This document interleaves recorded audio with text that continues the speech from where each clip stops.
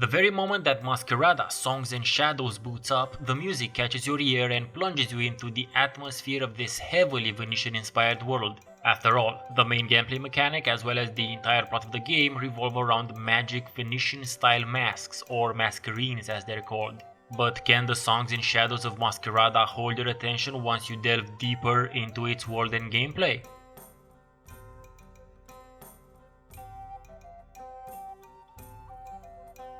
The game starts off with the promise of action and intrigue worthy of a classic high-adventure Alexandre Dumas novel, and even though the intro parts put you on a rigid railroad, you gladfully go with it in order to see how the game works and what it's all about. Plus, it's partly a tutorial, so you're expecting a more scripted experience until you get the hang of the controls, game mechanics, and user interface. In its first hour, Masquerada dazzles you with extremely dynamic and very polished animations, not to mention solid voice work and a relaxing cel-shaded aesthetic. This art direction carries into the rather many interstitial cutscenes where we're treated with a motion comic approach to the proceedings. Not a bad choice, it works very well with the overall art style, and you could consider me a big mark for this type of approach considering my love for comic books. The game itself is quite pleasant to look at, everything looking real but not quite realistic, and I do really appreciate games that do their best to create their own aesthetic and do not try to go for a real world look to things, especially when their subject matter has very little to do with the real world. As the hours of gameplay tick by, however, you notice something is amiss with the game, and I'm not talking about the plot here. What is almost totally lacking in the world of Masquerada, unfortunately, is that most important feature when it comes to role-playing games: player choice.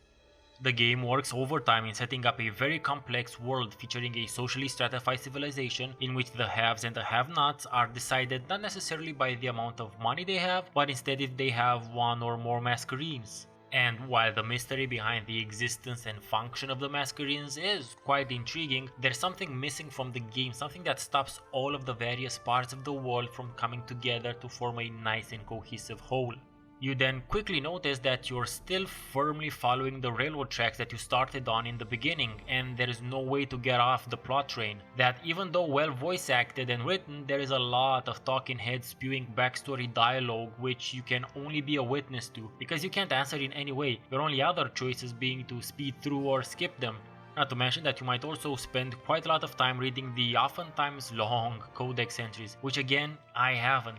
I don't read in-game books or info entries unless they're quest critical. I have said this before in my Ember review and I'll repeat it here. If you want me to be interested in the lore and backstory of your game's world, then you need to give that to me naturally through gameplay and in-game interactions and events, preferably interaction in which I can also take part in. Not offer me literal info dumps to read through while playing a video game. And even though this seems to be something of a leitmotif with my reviews of RPGs, I could have probably overlooked the codex entries if the game would have offered me freedom of choice in terms of where the story goes, but since it doesn't do that, this is a bigger annoyance than it would have been otherwise. With the marked exceptions of the Masquerines and the skill trees, you have no other say in terms of what goes on in the game.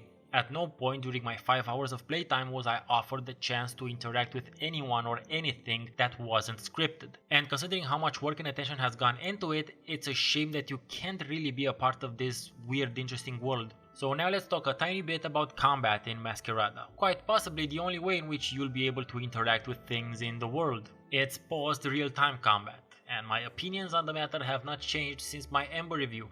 It's interesting how both these RPGs, though totally different animals, elicit two of the same critiques on my part. But long story short, in case you haven't seen my Ember review, I don't really like real-time combat in RPGs, paused or otherwise. I will overlook this personal preference though if the game hooks me with its other features. The combat encounters suffer from the same clusterfuckness that other paused real-time combat RPGs suffer from. The only difference is that in the case of Masquerada, they truly are a feast for the eyes thanks to the super polished animations. In conclusion, even though Masquerada Songs and Shadows initially captured my interest with the allure of masked balls and mystical magical court intrigue set in a very painstakingly detailed world, it quickly revealed itself to go about it in a way which I for one did not really care for. There might be a truly eager gaming public out there for this sort of experience. I describe it as a somewhat interactive motion comic. Unfortunately, I am not amongst them. I do really hope that the game finds this public because the various parts of it are way beyond solid and polished. The game's writing, looks, sounds, and animations are pretty much at AAA level, just that the product as a whole is neither something that I was expecting nor was it something I wanted. The developers, to their credit, are very on top of things, listening to feedback from players and patching the game rather regularly, but the types of issues I described have more to do with the fundamental design aspect of the game that cannot be simply patched. The changes that I'd be suggesting would result in a different game, a true RPG with a much larger scope, a much better game in my opinion.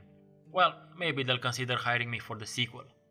And that's about it for my Masquerada Songs and Shadows review. Thanks for watching and I hope you found it informative. Please like and share it with your friends and don't forget to subscribe and check out the rest of my channel for many other game and movie reviews. I make videos every week and I'm quite active on Twitter and Facebook. I have been Steven Nonsense and you'll hear me soon.